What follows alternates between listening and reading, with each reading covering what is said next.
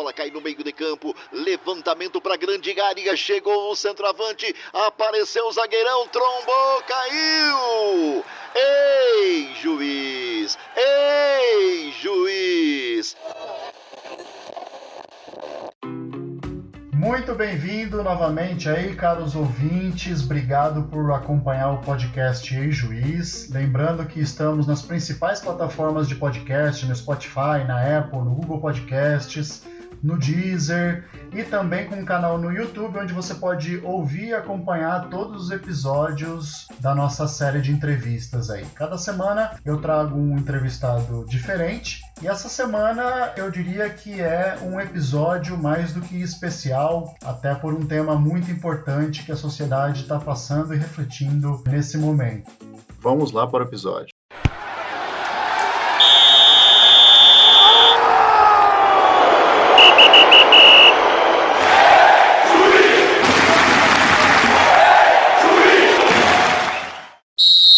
E eu trouxe um convidado super especial aqui para bater um papo com a gente, que é o Márcio Chagas da Silva, ex-árbitro de futebol do estado do Rio Grande do Sul. Atualmente estava atuando como comentarista de arbitragem na TV RBS, afiliada da Globo, para o Rio Grande do Sul. E, ultimamente, tem atuado, se eu posso dizer assim, Márcio, depois você me corrige, como um ativista, né, um palestrante, um ativista das causas contra o racismo e contra o preconceito.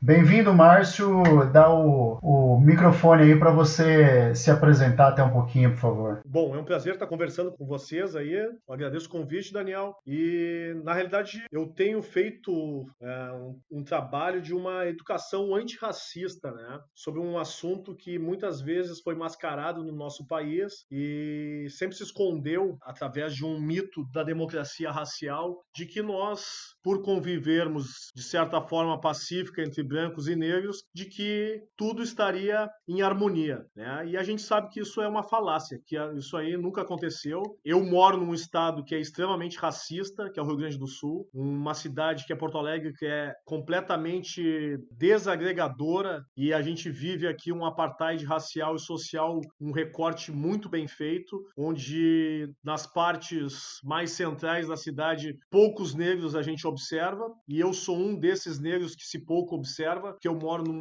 numa região relativamente considerada de classe média, e eu me deparo com essa realidade quando eu vou na praça levar os meus filhos para brincar, onde eles são as únicas crianças negras brincando num espaço hegemonicamente branco. E isso é um ciclo que se repete, porque aconteceu comigo, aconteceu com a minha esposa, que também é uma mulher negra, e está acontecendo com os meus filhos, e de certa maneira me preocupa, porque eles não conseguem conviver com crianças iguais a eles, a não ser que seja quando a gente vai visitar os primos, os parentes, porque o convívio social ele é extremamente segregado na cidade. E aí eu estou falando pela região que eu moro. Se eu quiser daqui a pouco ir para uma região mais periférica, óbvio que meus filhos vão conviver com crianças negras. Então é um assunto que a gente tem que debater, deixar de romantizar. O racismo no Brasil ele existe, ele é muito forte, e a gente, de certa maneira, escondeu essa temática colocando debaixo do tapete para não abordar um assunto tão sério que são as heranças da escravatura, que hoje está explodindo no mundo inteiro. Essa semana aconteceu o caso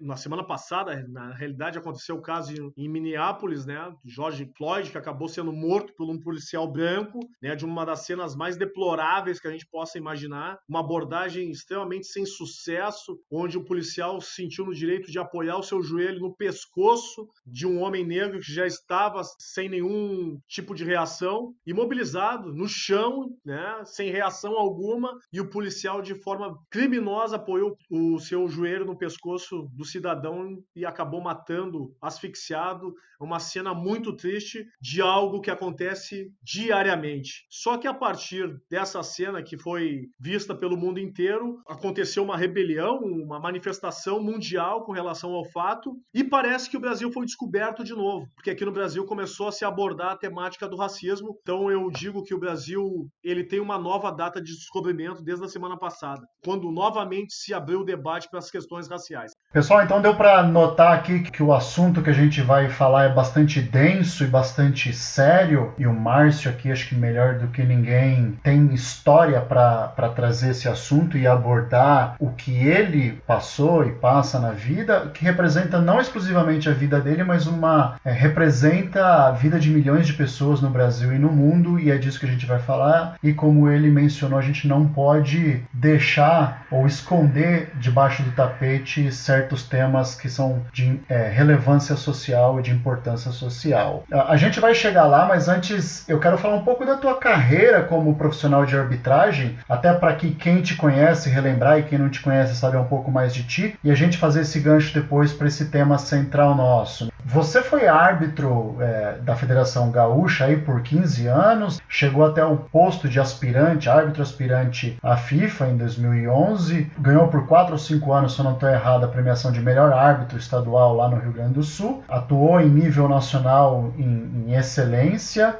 Conta um pouco da tua história, como é que você começou, os desafios da sua carreira, como é que foi a arbitragem aí na sua vida? Bom, eu comecei na arbitragem em 1999, enquanto eu era acadêmico de educação física, e eu fiz o curso sem pretensão alguma, quer dizer, a gente sempre tem uma pretensão, mas não imaginava que eu pudesse chegar num patamar de excelência como eu acabei chegando. E na época era mais para ampliar o currículo, ter uma atividade nos finais de semana para ter uma rentabilidade que pudesse me ajudar, principalmente nos gastos que eu tinha na faculdade, que era questão de transporte, compra de material, xerox, livro e tal, e me ajudou bastante nesse período. Fiz a minha estreia como assistente, na época tinha essa nomenclatura, né, de bandeirinha por aqui, depois se virou árbitro assistente. Então o meu primeiro ano foi em 2000, eu atuei como árbitro assistente, que foi muito importante para o meu aprendizado, observar outros árbitros experientes que já vinham atuando.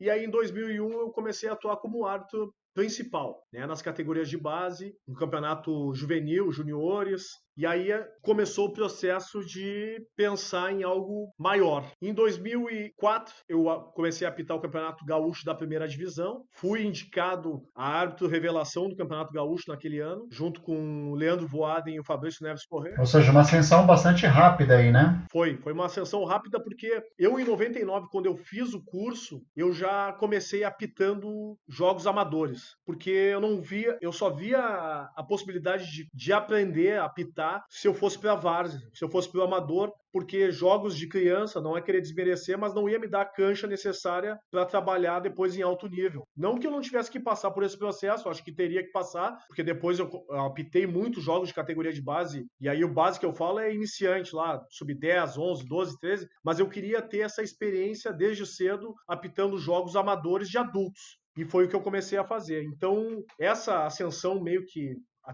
meteórica, porque do curso até chegar no profissional eu levei 5 anos. Foi rápido. Normalmente os árbitros levam mais tempo. E aí em 2004 eu comecei a apitar o campeonato da primeira divisão, fui indicado a árbitro revelação do Campeonato Gaúcho daquele ano, junto com o Leandro Voaden e o Fabrício Neves Corrêa. O Fabrício Neves Corrêa e o Voaden já apitavam desde 2000 o Campeonato Gaúcho, então já não eram mais novidade, e o Fabrício acabou vencendo como árbitro revelação. Em 2005 eu entrei para o quadro nacional, e aí em 2006 eu estreiei na Série B do Campeonato Brasileiro, em Santa Catarina, Avaí e Sport Recife. Fiquei trabalhando durante 3 anos nessas competições de Série B, Série C, Série D, fazia muito quarto árbitro na primeira divisão, e aí em 2009 eu estreiei na primeira divisão do Campeonato Brasileiro, apitando o jogo do Vitória e Corinthians no Barradão. Já uma janela bastante grande, né? Muito. Com a saída do Gaciba em 2010 e a aposentadoria do Simon em 2010, abriu-se o caminho para mim, assim. Então tinha o Voaden e eu, né,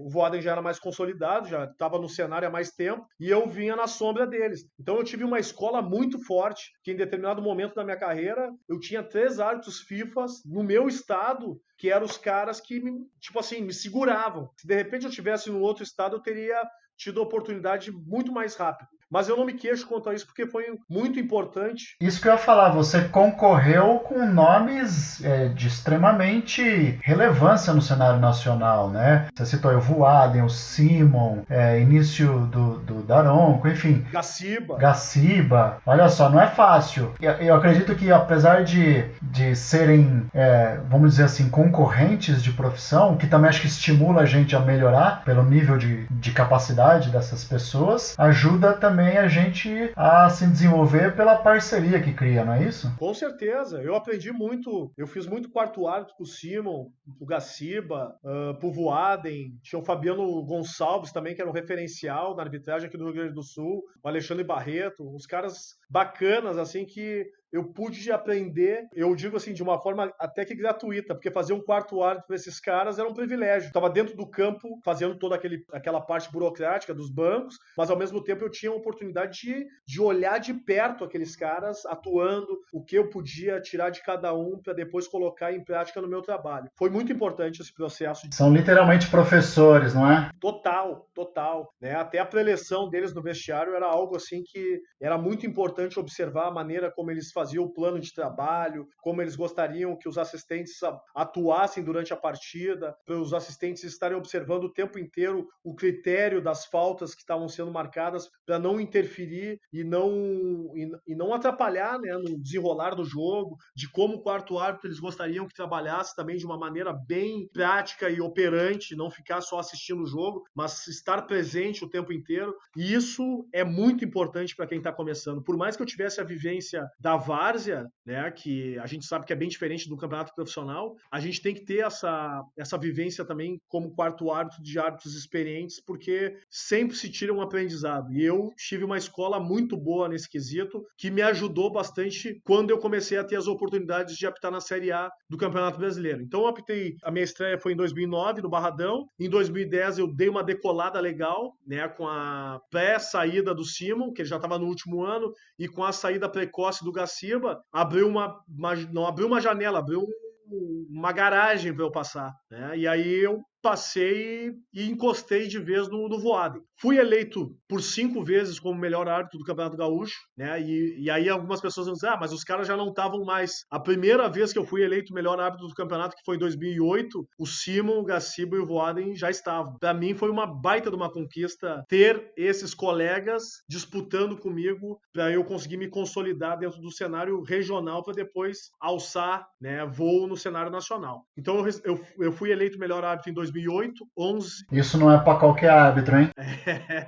E aí eu ganhei em 2008, 11, 12, 13 e 14. Então eu ganhei numa sequência boa, que foram 4 anos seguidos. E aí em 2014, eu cheguei voltando. Aí eu cheguei no quadro de aspirantes em 2011, tava voando, e aí tive um azar de me lesionar num teste físico da FIFA em 2011, lá na pista atlética do Maracanãzinho, que foi a derradeira para encerrar meu ano, porque eu não consegui voltar depois. E piorou a situação, porque a lesão acabou com o meu ano em setembro. Tive que fazer um trabalho psicológico muito forte para conseguir voltar em 2012. Voltei em 2012, fui eleito o melhor árbitro do Campeonato Gaúcho, comecei a apitar jogos importantes novamente no Campeonato Brasileiro da Série A. Fiquei, né, e eu digo, como melhor árbitro do site Yahoo, que foi o troféu Zé do Apito do Campeonato Brasileiro de 2012. E aí estava na luta para entrar no quadro da FIFA com o Wilton. Só que acabou entrando o Wilton e o Chicão. E eu fiquei de fora. Em 2013, novamente, eu estava beliscando uma possibilidade de entrar no quadro internacional, não aconteceu. E em 2014 houve o fato lamentável em Bento Gonçalves, que foi um fato, não foi o primeiro fato de racismo que aconteceu durante a minha carreira, foi o terceiro aqui no Rio Grande do Sul, né? E todos os fatos aconteceram aqui no Rio Grande do Sul. E ali eu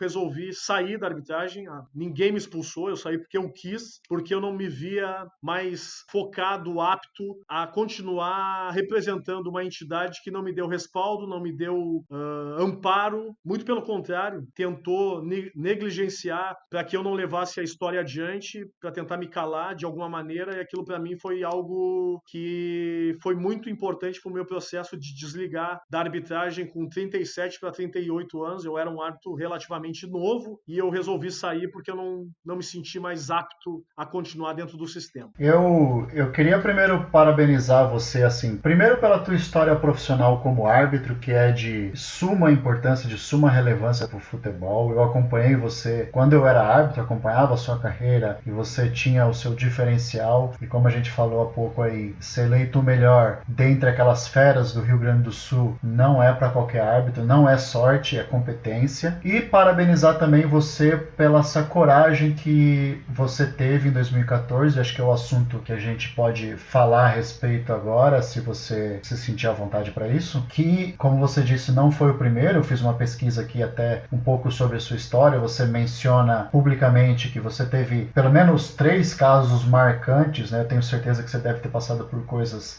ao longo da sua carreira, mas marcantemente você cita 2005, 2006 e março de 2014, especificamente lá em Bento Gonçalves, numa partida que você apitou entre Esportivo e Veranópolis. E essa questão racial, especialmente aqui no Brasil, ele é um tema muito sensível, ele é um tema extremamente sério. Pela nossa história como país, pela nossa história como sociedade, eu confesso que eu sou de uma parcela da população que ainda está em aprendizado sobre importantes questões sociais, e essa é uma delas, de preconceito, de racismo, seja pelo meio que a gente cresceu, viveu, pelas experiências que a gente passou. Então eu sou uma pessoa que eu tento, dentro da minha ignorância, me desconstruir, ler, aprender, ouvir os outros e reconstruir uma nova visão social sobre vários temas, se assim eu posso chamar de raça, de gênero, enfim, qualquer condição ou qualquer aspecto social que a gente possa abordar ou seja um assunto de interesse público. E aí em 2014, como você mencionou, você sofreu um caso extremamente grave, lamentável de racismo nessa partida entre Esportivo e Veranópolis lá em Bento Gonçalves, e eu queria que você contasse aí pra gente, pra todo mundo entender a gravidade disso daí e os desdobramentos, porque como você disse, no momento em que você precisava de apoio, você não teve, mas você teve coragem para levar em frente algo que você faz até hoje, e isso é muito importante.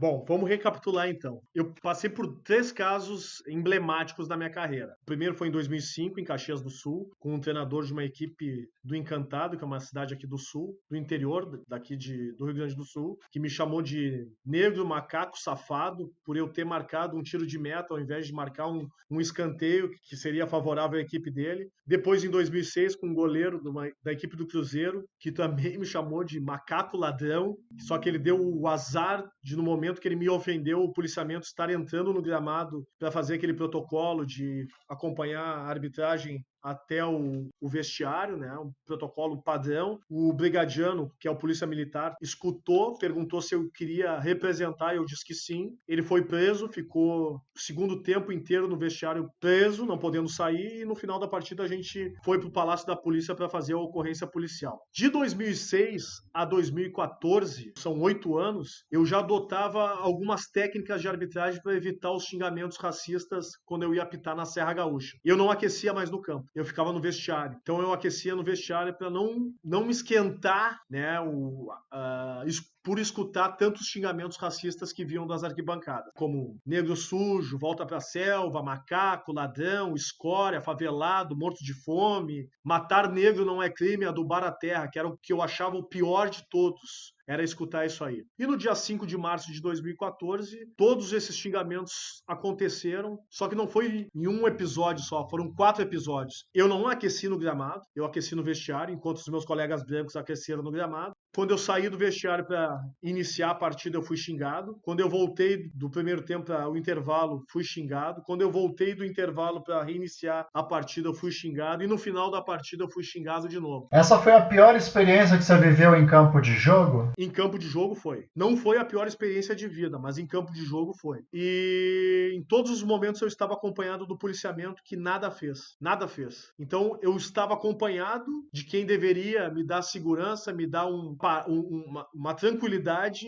e simplesmente houve negligência do policiamento também. E o pior estava por vir, porque depois que eu entrei no vestiário, né, depois de todas as ofensas, tomei meu banho, recebi a minha taxa, o delegado da partida foi embora, eu abri a porta do vestiário para pegar o meu carro, algo que eu nunca fazia, e naquele dia eu inventei de ir com o meu carro, porque um dos colegas não pôde ir e iria atrasar, e eu estava com medo da gente chegar atrasado no jogo, eu resolvi ir com o meu carro. E aí, quando eu cheguei na porta do motorista, eu olhei o meu carro com as portas amassadas a pontapés, tanto a minha porta do motorista como a porta do carona, olhei por cima do capô, tinha umas cascas de banana, chamei um colega, Marcelo Barizon, para olhar o que tinha acontecido. Quando ele chegou perto do carro, ele ficou perplexo, assim, quieto, sem entender o que tinha acontecido. Ele me perguntou: o que é isso, cara? Eu disse: eu não sei. Só abre um pouco o portão, porque eu vou dar uma ré para tirar da escuridão e colocar num lugar mais claro para fazer as fotos, para depois encaminhar na súmula. Quando eu fui ligar o meu carro engasgou por 3 vezes e na quarta caíram 2 bananas do cano de escapamento. Eu botei o carro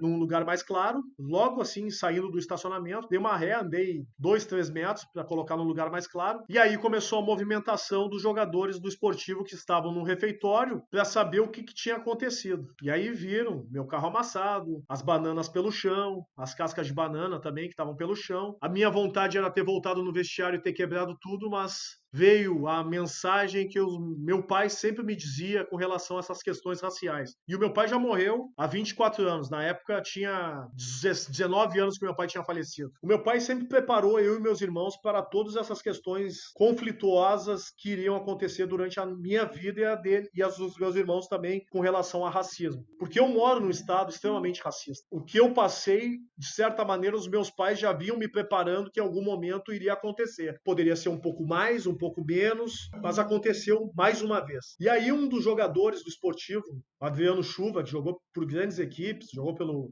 Grêmio, Palmeiras, Sport, jogou fora do país, jogou no Juventude, me pegou pelo braço, me afastou um pouco daquele cenário ali do meu carro amassado e das bananas e me falou o seguinte: Márcio, isso acontece seguido por aqui. Tu tem que ver o que eles fazem conosco lá no centro da cidade. Eles nos chamam de negro sujo, macaco, de que a gente está roubando o dinheiro deles, que nós somos escória, que a gente é a escória do mundo, tem que voltar para a África. E aí eu disse para ele o seguinte: ô Chuva, hoje eles deram um tiro no cara errado, porque amanhã vai estar na imprensa tudo o que aconteceu. Eu voltei para Porto Alegre, né? Eu não consegui fazer a ocorrência policial lá, até porque eu não tinha cabeça para continuar lá naquela cidade. Desci a serra, quieto, e um dos meus colegas, um assistente, começou a me dizer para não falar nada, para eu ficar quieto, porque como eu estava num momento de ascensão dentro da arbitragem, se eu levasse aquilo adiante, eu iria me prejudicar e que isso aí não ia mudar.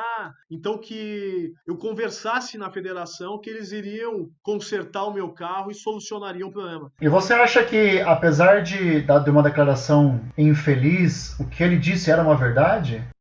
Na realidade, ele tinha um receio, porque ele não queria se colocar à disposição para ser testemunha, ele não queria se envolver na situação, né? Ele queria se preservar, porque ele sabia que, levando adiante uma situação dessas, a represália iria acontecer. E como aconteceu, né? E aí eu disse pra ele: cara, olha só, se tu não tem nada de positivo pra me dizer, fica quieto, por favor, antes que eu te mande pra algum lugar longe. Eu sei que tu tá tentando me ajudar, mas tu não tá me ajudando em nada. E aí ele ficou quieto. Cheguei em Porto Alegre, tentei fazer a ocorrência policial na delegacia, era uma quarta-feira de cinzas, tava tudo fechado, não consegui fazer a ocorrência, vim pra minha casa, e quando eu cheguei em casa, por volta das 2h30, 3 horas da manhã, eu não conseguia dormir. E aí eu fazia um trajeto da sala pro quarto do meu filho, que na época tinha 10 meses, e pro meu quarto onde a minha esposa estava dormindo. E aí eu não quis acordá-la para não conversar sobre essa temática, porque era 2h30, 3 horas da manhã, e eu não queria envolver ela nesse assunto naquele momento. E aí eu escrevi um e-mail para a imprensa, fui deitar por volta das 5 horas da manhã, 10h30 começou a tocar meu telefone, o pessoal da imprensa querendo saber o que tinha acontecido. Eu pedi para um colega meu, eu não tirei nenhuma foto do meu telefone para que não fosse colocado em dúvida os fatos. Então eu pedi tudo que foi registrado todas as fotos foram tiradas do telefone de um colega meu, porque o meu pai também já tinha me dito que esse tipo de situação só seria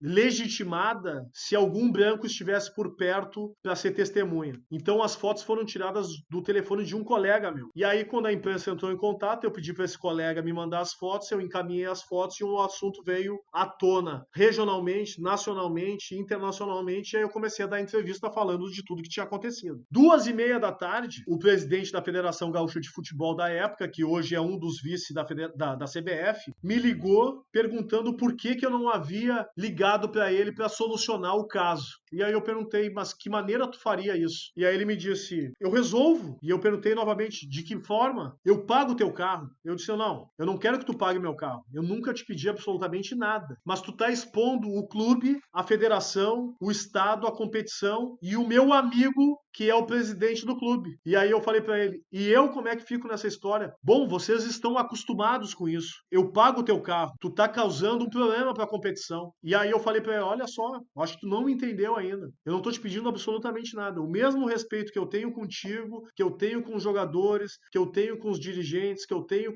com a competição, tu não tá tendo comigo. Daí ele disse, bom, tu que sabes, tu vai levar a história adiante, tu sabe que a tua carreira já era, né? E eu disse, tudo bem, eu vou pagar o preço. E paguei o preço. Teve duas audiências na Federação Gaúcha de Futebol, e em uma delas eu não estava presente, porque eu fui recebido pela presidenta Dilma Rousseff na época, eu e o Paulo César Tinga, porque também tinha passado por uma situação de racismo no Peru, e ela recebeu a gente porque era um ano de Copa do Mundo e ela queria ver alternativas e algumas sugestões de como tratar esse assunto no país. E aí eu não estava presente nesse primeiro julgamento. Mas no segundo eu estive presente, que foi às vésperas da minha última partida, que foi um Grenal final em 2014. Era um Grenal que era a final do Campeonato Gaúcho e foi numa quinta-feira, antes do Grenal. E durante o tribunal, o advogado de defesa do esportivo mencionou que chamar um negro de macaco não seria ofensivo porque os negros estão acostumados com isso. Agora, se deparar com um veículo amassado a pontapés, isso sim é doloroso, porque brasileiro é apaixonado por carros conforme a propaganda dos postos Ipiranga. E aquilo ali foi motivo de chacota, risada dentro do tribunal, e o único negro ali dentro era eu. Quando ele falou isso, eu me levantei e fiz menção de quebrar a cara dele, mas eu não fiz isso porque eu estava com um amigo, advogado, que foi junto comigo, me segurou e me conduziu para fora do tribunal, porque ele viu que eu ia perder a cabeça se eu fosse fazer aquilo de fato. Você deve ter ficado transtornado. E mais uma vez eu fui ofendido, né? E percebi que aquele ambiente hegemonicamente branco, racista, não estava me respeitando, e sim estava debochando de tudo que tinha acontecido. Foi ali que eu tomei a decisão uma das decisões mais difíceis, que foi sair da arbitragem, sair dos privilégios. Eu era um árbitro que eu gozava de um privilégio por ter um renome já no cenário regional, nacional, aspirava uma possibilidade de entrar no quadro internacional, eu era aspirante à FIFA, e ali eu vi que eu tinha que tomar alguma decisão mais séria. Foi quando eu decidi sair da arbitragem, e a represália que iria acontecer comigo aconteceu com os demais negros que continuaram. Depois de 2014, nenhum árbitro negro mais apitou o Campeonato Gaúcho da primeira divisão. Então há uma lacuna de 6 anos sem que árbitros negros possam apitar o Campeonato Gaúcho e fazer parte do quadro nacional da CBF através da Federação Gaúcha de Futebol. Aproveitando o fato que você falou especialmente da região em que você fez essa partida e aconteceu esse episódio lamentável aí, eu fui chegar a umas informações do IBGE aqui sobre a geografia racial do Brasil, né? E aqui consta o número que a região sul é bastante predominante por pessoas autodeclaradamente brancas, ou seja, chega na casa de quase 80% da população. A região sudeste beira 55%. A média Brasil é 47,5% de pessoas autodeclaradas brancas. E região norte e nordeste estão abaixo de 30% esse número. Na média brasileira, região centro-oeste, nordeste e norte, a população é predominantemente autodeclarada preta e parda, né, segundo levantamentos do IBGE. Você acredita que esse episódio ele aconteceu especificamente porque foi naquela determinada região ou no Rio Grande do Sul, ou você talvez tivesse enfrentado uma situação semelhante em alguma outra região do Brasil? Não, eu só enfrentava esse tipo de situação na Serra Gaúcha. Em nenhum outro espaço E a Serra Gaúcha ela é dividida em dois tipos de imigrantes, né? Tem a parte que é de imigração alemã, que é Gramado, Canela e tal, e a parte de imigrantes italianos, que é onde se manifestam os maiores casos de racismo por aqui. A Serra Gaúcha, da ala italiana, é onde acontecem os maiores casos de racismo. E não aconteceu só comigo, porque eu recebo relatos seguidos de jogadores que jogam nessas regiões, nessa região específica, né, da quantidade de xingamentos e da maneira, inclusive, da forma como os dirigentes tratam eles como macacos e bichos mesmo. Eu vi que, consequentemente, o clube, o esportivo, ele foi condenado pelo TJD a perder 3 pontos na partida por esse episódio, se eu não estou enganado, e, consequentemente, acabou rebaixado. O que me deixa preocupado é que o clube não foi rebaixado pelo episódio, ele foi rebaixado pela perda de pontos, ou seja, a punição do TJD ainda foi bastante leniente com relação à gravidade do episódio, né? Mas, de alguma forma, você se sente justiçado com essa decisão? Nem um pouco, né? E o desfecho dessa história que aconteceu ano passado, depois de 5 anos, que não foi noticiado, inclusive, foi o término do processo e o pagamento do encerramento do processo. O processo ele durou 5 anos. Foram 2 audiências na esfera civil. No crime, ele foi arquivado por falta de testemunhas. O clube se omitiu a entregar as pessoas que fizeram, então ele foi arquivado. Na primeira audiência, o advogado de defesa, na audiência de conciliação, me ofereceu R$5.000 parcelados em 10 vezes de 500, e na segunda audiência com as testemunhas, onde foi o Marcelo Barizon, que era um dos assistentes, e o Adriano Chuva, um dos jogadores do Esportivo, inclusive, como testemunha, o que causou surpresa para o advogado do Esportivo que estava lá, perguntando se o jogador tinha algum processo trabalhista contra o clube, porque não entendia a presença dele lá, e aí o jogador diz que o clube não tinha dívida alguma com ele. Muito pelo contrário, sempre honrou com os pagamentos. Mas ele estava lá por uma questão muito maior, que era a questão da negritude e acompanhar o Márcio, no caso eu, né, por ser igual a ele, que ele sabia quem tinha feito. É uma questão de justiça, não é? Isso aí, questão de justiça. Todos sabiam quem fez o fato lá, só que eu não posso falar porque eu não tenho prova, né? Então, todos sabiam e sabem quem é que fez tudo aquilo lá, só que o clube negligenciou e tentou esconder o fato. E aí ele foi, testemunhou, o Barizon testemunhou também, o advogado de defesa colocou em xeque novamente a veracidade dos fatos, me chamando de mentiroso, dizendo que eu estava inventando para me promover e que eu só estaria na televisão por causa de uma invenção de um fato que eu tinha criado, né, para tentar prejudicar aquela equipe. E aí o ano passado chegou no desfecho do processo e eu ganhei a causa, um valor de R$15.700 depois de 5 anos. Então é um fato que não paga e não apaga tudo o que aconteceu, e é a maneira que a gente pode abordar essa temática de como a justiça interpreta e penaliza os casos de injúria racial no nosso país. Por isso que quando a gente vai na delegacia fazer uma ocorrência, a primeira coisa que o escrivão pergunta é se realmente tu tem certeza de levar adiante aquilo ali, porque sabe que vai ser um desgaste emocional, que vai ter um gasto também, porque vai ter que se botar um advogado, vai ter que se pagar o advogado, e que raramente se vai ter algum ganho significativo, porque a justiça brasileira ela não quer tratar e penalizar os casos de injúria e racismo no Brasil. Falando em casos de injúria e racismo no Brasil, o Brasil nunca prendeu ninguém por casos de racismo. Então, o racismo no Brasil ele é um crime perfeito, onde quem denuncia se torna um vilão e quem comete se torna vítima. Por isso que os casos de racismo cada vez aumentam no nosso país e não tem punição alguma. É uma infeliz realidade do Brasil, né? O famoso não vai dar em nada, e isso se aplica aos casos de racismo, de estupro, de assédio contra a mulher e por aí vai. E até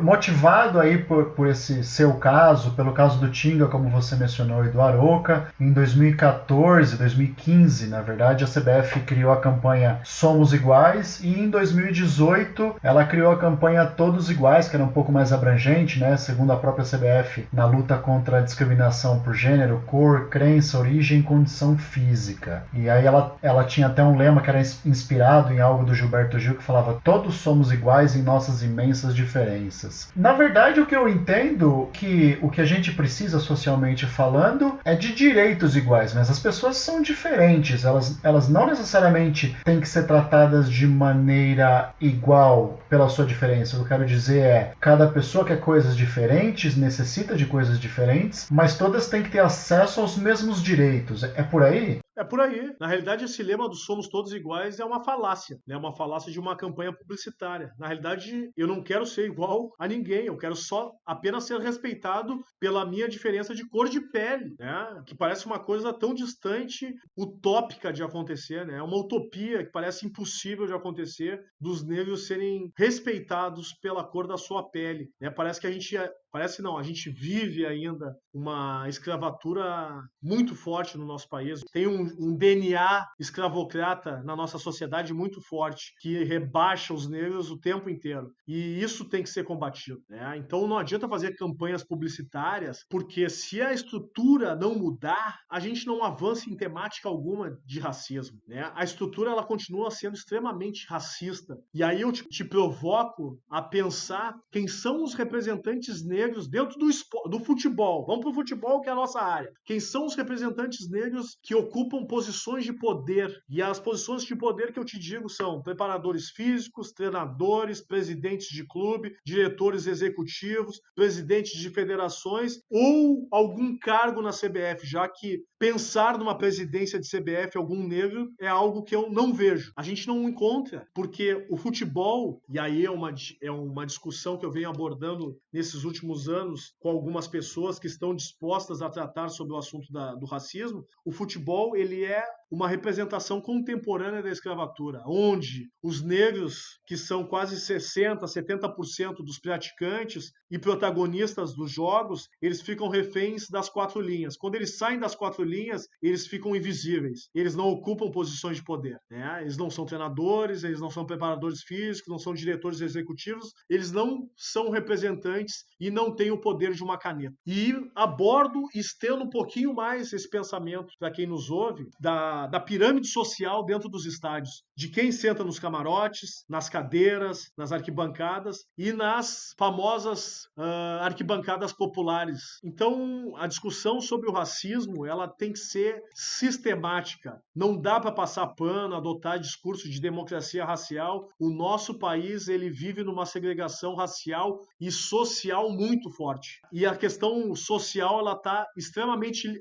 extremamente ligada à questão racial. Eu vi uma palestra sua do TEDx na Unicinos, né? Inclusive a palestra está disponível no YouTube, eu vou deixar o link para o pessoal na descrição do episódio, que você fala do racismo estrutural na cultura do futebol, que eu entendo que é exatamente isso que você acabou de mencionar, né? Mas aí socialmente também a gente fala do racismo estrutural na sociedade. O que seria exatamente o racismo estrutural na sociedade? É um pouco disso que você falou, assim, não dar às minorias a igualdade de acesso à saúde, à educação, oportunidades de trabalho, visibilidade, voz e por aí vai, além daquela situação que você mencionou do diretor da federação, da CBF, que tentou encobertar o caso, até naturalizando aquela situação lamentável, e o colega de arbitragem seu que tentou relativizar por conta de prejudicar a sua imagem, a sua carreira. É isso o racismo estrutural ou ele vai além? O racismo estrutural é isso que tu mencionaste agora, e um ingrediente muito forte é exatamente isso, de não se encontrar nessas posições de poder representantes negros. Como é que num caso de racismo dentro de uma federação não tem nenhum negro compondo a mesa dos auditores? A gente viu agora essa semana aí um debate muito forte com relação à morte do americano lá, do George Floyd, né? E um telejornal, inclusive, colocou um dia somente brancos comentando sobre o caso, tomou um pau e no outro dia arranjou 5 negros para compor o debate. Isso é racismo estrutural, né? Eu não estou dizendo que o branco não tenha poder de fala para comentar sobre a questão racial. Tem sim, porque eu também vejo que nem todos os brancos são inimigos, assim como nem todos os negros são aliados. Tem negros que não são aliados da causa. E tem vários brancos que são aliados da causa. Então eu tenho que ver quem são as pessoas que estão dispostas a modificar. a ter atitudes antirracistas, a abordar a temática. Hoje, o maior debate que se fala com relação a tudo que está acontecendo no mundo é com relação ao lema que se adotou do Vidas Negras Importam. Então, já tentou se modificar que todas as vidas importam. Óbvio que todas as vidas importam, mas enquanto o branco não pensar que ele é protagonista em tudo, ele tem que abrir mão de alguns privilégios. A questão agora é abordar o genocídio da população negra, o porquê a falta de acesso nas universidades aos negros, o porquê dos negros estarem em situações periféricas historicamente desde a escravatura. Por isso que o assunto agora é vidas negras importam, porque nunca se preocupou com essas questões sociais, essas questões raciais que implicam diretamente nas vidas negras. E é por aí que vai a questão do racismo estrutural. É para se colocar a luz exatamente sobre o tema, né? Exatamente. Aproveitando esse assunto que você comentou aí, né, até citou o caso da televisão com 5 analistas brancos falando sobre a questão racial, né? E aí você falou do lugar de fala. Eu vou pegar carona aqui em algo que eu li, que eu vi essa semana, da filósofa Djamila Ribeiro, Sim. que aliás ela publicou um livro chamado Pequeno Manual Antirracista. Eu confesso que eu ainda não li e fiquei interessado muito de ler, mas o livro, segundo até a reportagem, fala que o Pequeno Manual Antirracista, da editora Companhia das Letras, aborda de maneira acessível e didática vários temas caros à militância negra e ao feminismo negro. Embora todos possam se beneficiar da leitura, é um livro voltado justamente para pessoas que ainda não refletiram sobre sua própria racialização, o que inclui principalmente pessoas brancas. E aí um outro ponto que você falou é sobre o lugar de fala. A própria Djamila, ela fala que esse termo lugar de fala, ele foi um pouco mal compreendido, que na verdade lugar de fala não é só a pessoa que está diretamente sofrendo sobre aquela perspectiva ou ótica, né, seja na questão racial, na questão da mulher, na questão LGBT, enfim. Não são somente essas pessoas que podem falar a respeito do tema. E o que ela traz é sobre o lugar de onde se fala, ou seja, a experiência de uma pessoa negra na questão racial tem um lugar diferente da pessoa branca nessa mesma questão. Elas falam sobre o assunto, debatem sobre o assunto, mas sobre suas próprias perspectivas, né? E acho que isso é importante ficar claro. Com certeza, até porque quem sente toda essa questão, quem pode falar do sentimento de quando passa por essa situação é o negro. Eu entendo a preocupação dos brancos que querem ajudar na causa de alguma maneira, até porque é o seguinte, a gente foi educado, e eu me incluo nesse pacote, a gente teve uma educação extremamente machista, racista, homofóbica e entre outros istas aí ao longo da vida. Só que essa desconstrução de educação a gente tem que fazer diariamente e a questão do racismo é uma delas. É um exercício, não é? É um exercício de se policiar constantemente, né? A gente foi educado dessa maneira. Quantas vezes na época de colégio a gente fez piadas homofóbicas, preconceituosas, machistas, racistas e se divertiu sem pensar na pessoa que estava sofrendo por aquilo ali. Então, é um processo de desconstrução. Eu gosto muito da Djamila, acho ela uma escritora excelente, aborda de uma maneira pedagógica e fácil leitura. Indico as suas biografias. Acho que os livros dela são muito acessíveis e necessários para que as pessoas consigam e comecem a refletir sobre essa temática tão importante e que nos atrasa tanto como população brasileira. A gente é muito atrasado e não consegue se desenvolver em virtude de tantos preconceitos, tantos racismo, tantos ismos que acontecem no nosso dia a dia. Para a gente ir para uma parte final, até que o assunto é muito interessante, muito vasto. Eu vi uma outra participação sua na TV, no caso foi no canal GNT, há um ano atrás, em maio de 2019, com a participação do apresentador Fábio Porchat, do rapper Emicida e do filósofo Francisco Bosco. E o Bosco trouxe uma reflexão do pensador alemão Karl Jasper, que fala sobre culpa e responsabilidade. Eu achei aquilo muito interessante, né? E ele menciona, né, que uma pessoa só pode ser culpada sobre um ato que ela diretamente comete. Mas cada pessoa é responsável pelo destino da sociedade em que vive. Ou seja, hoje, segundo ele, ninguém tem culpa do racismo estrutural histórico que existe no Brasil. Mas todo mundo, cada um é responsável para fazer com que isso mude, não é? Com certeza, é um trabalho mútuo, né? Todas as pessoas têm que, de certa forma, principalmente a branquitude, ela tem que, primeiro, entender dos seus privilégios, e eu não estou culpando e botando o dedo na cara de ninguém, muito pelo contrário, mas ela tem que entender que os seus privilégios facilitam a sua vida em tudo, em ter acesso à educação, acesso à saúde, de não ter uma abordagem truculenta da polícia. Então, a branquitude consegue viver, os negros sobrevivem ao sistema. A gente tem que ter cuidado para tudo, tem que ter cuidado quando entra no supermercado, para não mexer na bolsa, porque daqui a pouco o segurança pode imaginar que tu tá roubando, de estar sempre bem vestido, de estar com um documento, se porventura for abordado por algum policial. Então a gente tem que ter um cuidado extremo o tempo inteiro. E uma das situações que me deixa muito preocupado é a questão dos meus filhos, porque eu tenho 2 crianças. O Miguel tem 7 anos, a Joana tem 2, vai fazer 3 anos no mês que vem, de eles não conviverem com crianças negras. Na escola, eles são os únicos negros na sala de aula deles. E o meu filho, inclusive, se eu não me engano, é o único negro da escola onde ele está. Isso para uma criança, e eu passei por isso aí, isso é completamente violento, porque automaticamente ele vai perder o nome dele rapidinho, né? Porque ele vai virar algum apelido logo em seguida. O Feijão, Macaco, McQueen, ou algum outro apelido que eu não sei da atualidade com relação a negro. E a minha filha é da mesma maneira. E isso para uma criança, no processo de desenvolvimento dela, isso é traumático.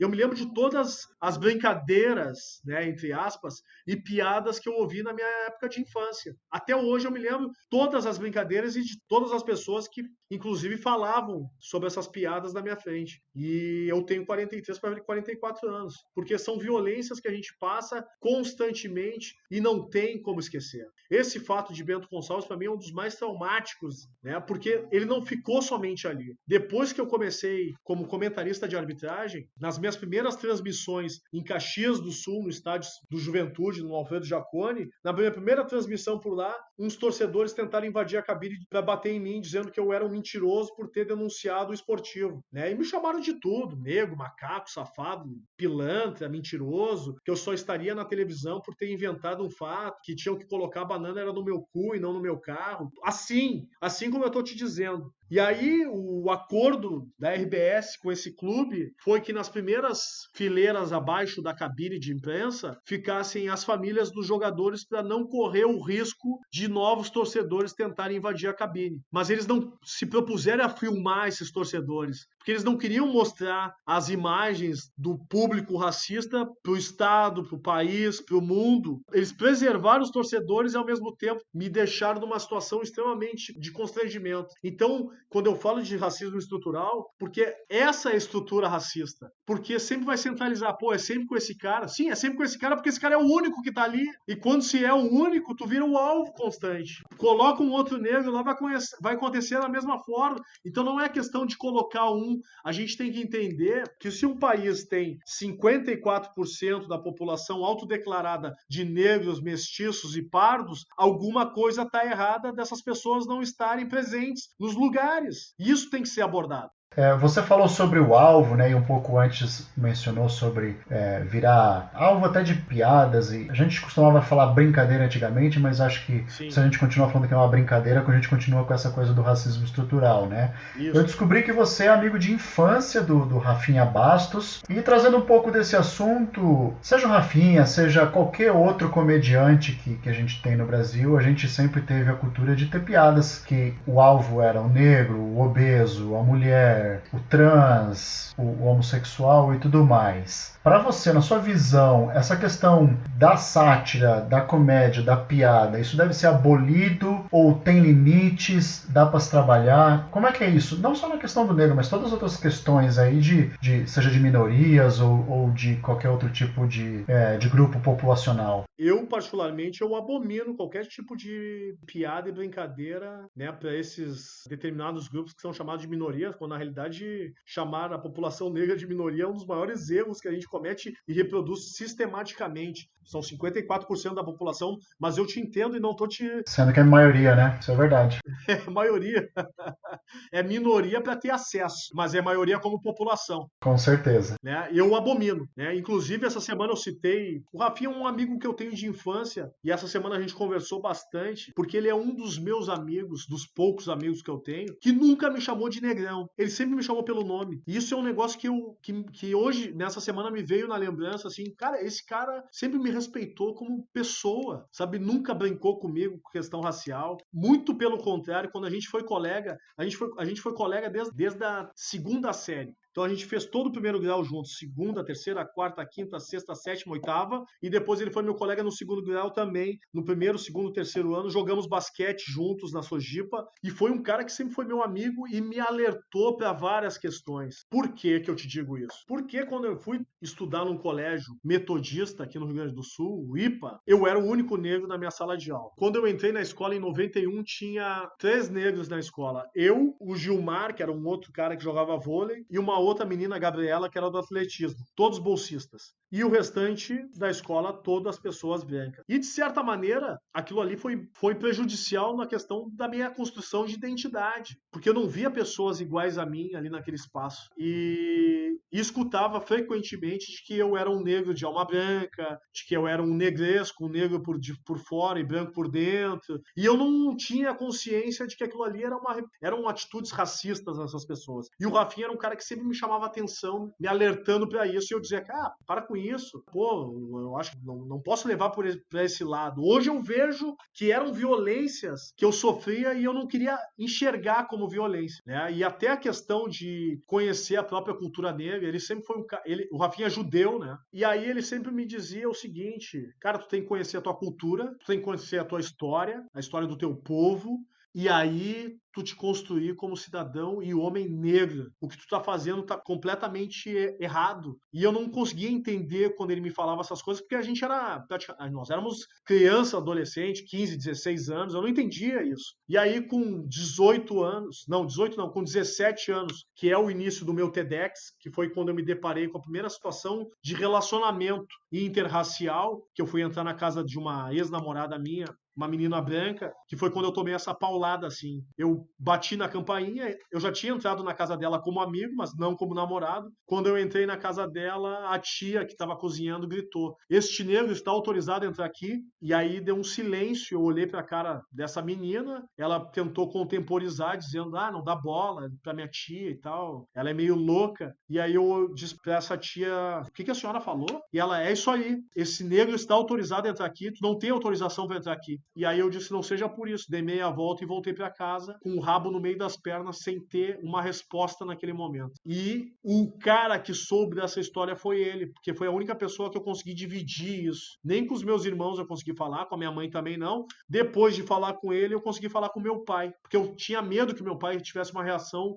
violenta, diversa com tudo aquilo, e que fosse, de repente, na casa daquela família questionar o que tinha acontecido. Então o Rafinha é um cara que eu tenho ele como um amigo, irmão, a gente se fala frequentemente, e nesse repertório das piadas dele, ele nunca fez piada racista. Já fez piadas que eu abomino, uma delas foi a da Vanessa Camargo, que eu disse para ele pedir desculpas publicamente, que foi uma das questões que fechou muito o espaço da carreira dele, principalmente em televisão, e eu acredito que algum dia ele vai ter esse discernimento de vir a público e pedir desculpas. Hoje ele não fez isso aí, não teve essa atitude, mas eu acredito que em algum momento da vida ele vai ter essa hombridade de assumir o erro cometido, porque não cabe piada de gay, não cabe piada de negro, não cabe piada de deficientes, não cabe piadas engraçadas de um contexto político, que não tem graça também, mas daqui a pouco um humorista acha, o humorista ele tem criatividade suficiente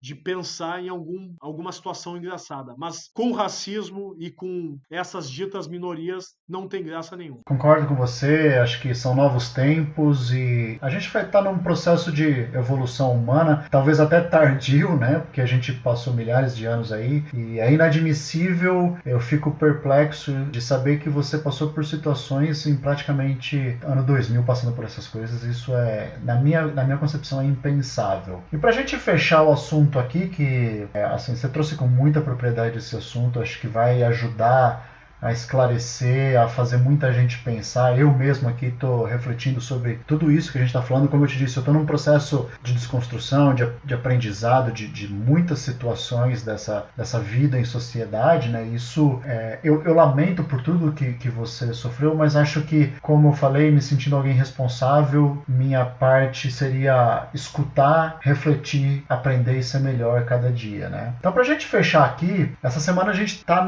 vivendo uma avalanche sobre esse tema do preconceito racial, principalmente com esse episódio triste aí da morte de George Floyd nos Estados Unidos, mas tivemos a morte do menino no Rio de Janeiro baleado pela polícia. Não são os primeiros casos, infelizmente não serão os últimos. Isso são ciclos que se repetem, que causam comoção social, a coisa esfria e o assunto some. Para resumir um pouco, assim, essa comoção que a gente vê nas redes sociais, isso ajuda, isso atrapalha, isso não tem efeito prático nenhum na luta contra a violência, o racismo e o preconceito, é um mecanismo efetivo de conscientização. Como é que você vê isso tudo nas redes sociais hoje, esses protestos? Olha, eu acho importante que aconteçam, que sejam de uma maneira organizada. Óbvio que é difícil controlar, que seja pacífico, mas o importante seria que fosse pacífico e de maneira organizada, inteligente, que não houvesse depredação. Infelizmente, sempre algum desordeiro ele entra e acaba com o propósito da manifestação, mas eu sou favorável às manifestações, sim, e esse estopim que aconteceu nos Estados Unidos, aqui no Brasil já poderia ter acontecido há muito tempo. A diferença que eu vejo de povos, né, e não é um comparativo e nem crítica, até porque o Brasil se desenvolveu de uma maneira extremamente diferente dos Estados Unidos, mas os Estados Unidos eles têm um conceito de coletivo muito mais forte do que aqui. Lá, quando acontece um fato com aconteceu com todos, porque os caras entendem que aquele ato, né, poderia acontecer com qualquer um deles. E aqui, quando acontece com é um fato individualizado. Então, a gente não vê manifestações dos jogadores, e os jogadores só se manifestam com muita pressão pública ou de algum assessor que permite com que ele fale. Isso é mais uma outra representação da escravatura. O jogador ele não tem autonomia e nem iniciativa própria. Ele fica refém de algum assessor, do seu empresário, do seu diretor, do seu clube. E isso é danoso.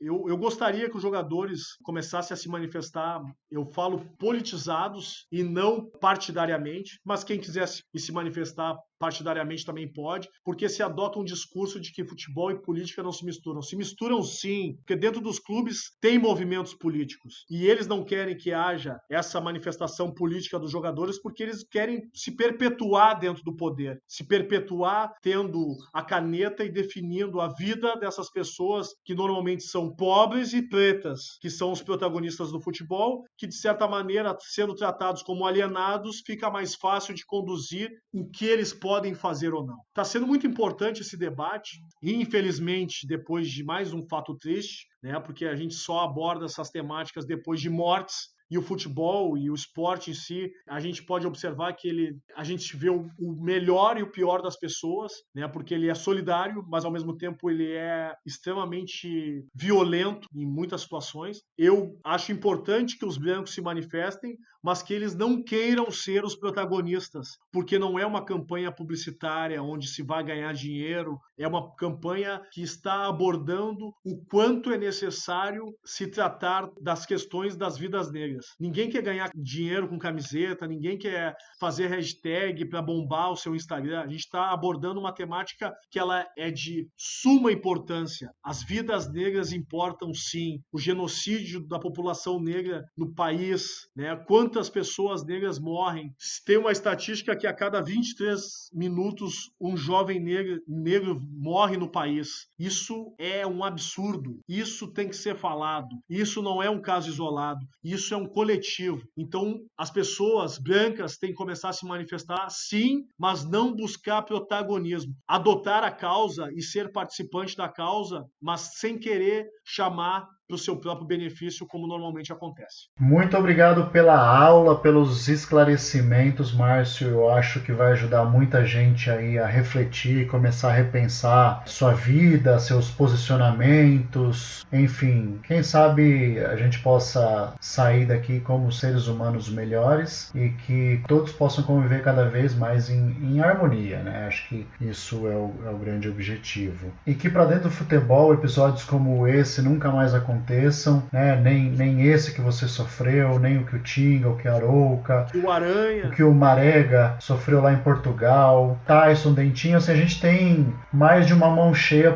de casos tristes para contar. E que a FIFA tome um posicionamento cada vez mais sério, seja nas regras, seja nas circulares, nas determinações, e que se puna não só no futebol, clubes, torcedores, dirigentes e na sociedade qualquer pessoa que cometa algum tipo de discriminação ou injustiça. Obrigado, Márcio, e tudo de bom, e um grande abraço aí para os ouvintes. Sigam o podcast, inscreva-se no canal do YouTube, acesse o nosso site aí, juiz.com.br, siga-nos e dê suas estrelinhas lá para a gente continuar fazendo esse trabalho. Um abraço, tchau, Márcio. Um abraço, obrigado.